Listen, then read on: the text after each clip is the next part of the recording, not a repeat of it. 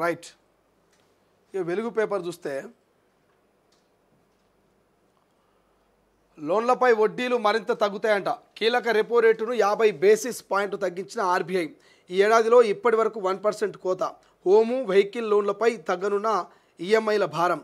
Reserve bank of India RBI వడ్డీ రేట్లను మరొక 50 బేసిస్ పాయింట్లు అంటే 0.5% తగ్గించింది. బ్యాంకుల క్యాష్ రిజర్వ్ రేషియో సిఆర్ఆర్ బ్యాంకులు తమ డిపాజిట్లో ఆర్బీఐ దగ్గర ఉంచే క్యాష్ను కూడా 100 బేసిస్ పాయింట్స్ అంటే 1% తగ్గించి 3%కి తీసుకొచ్చింది.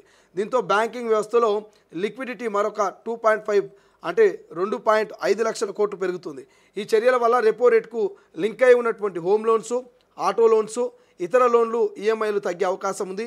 అలానే బిజినెస్ లోన్లపై వడ్డీ తగ్గుతుంది. ఎకనామిక్ యాక్టివిటీ పెరుగుతుందని అనాలిస్టులు చెప్తున్నారు. మరోవైపు ఫిక్స్డ్ డిపాజిట్లపై వచ్చే వడ్డీ కూడా తగ్గుతుందంటూ ఒక వార్త ఇక్కడ హైలైట్గా కనిపిస్తుంది.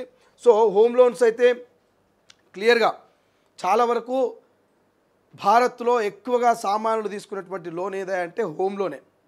హోమ్ లోను, వెహికల్ లోన్స్ ఎక్కువగా తీసుకున్నటువంటి లోన్స్ ఇవి. ఇక ఈ హోమ్ లోన్స్, వెహికల్ లోన్ల పైన ఈఎంఐ భారం తగ్గేటువంటి అవకాశం ఉందట. నిజంగా సామాన్య కుటుంబాలకైతే ఇది ఒక శుభవార్త అని చెప్పుకోవచ్చు. RBI, reserve bank of India ఒక శుభవార్త చెప్పిందని చెప్పుకోవచ్చు.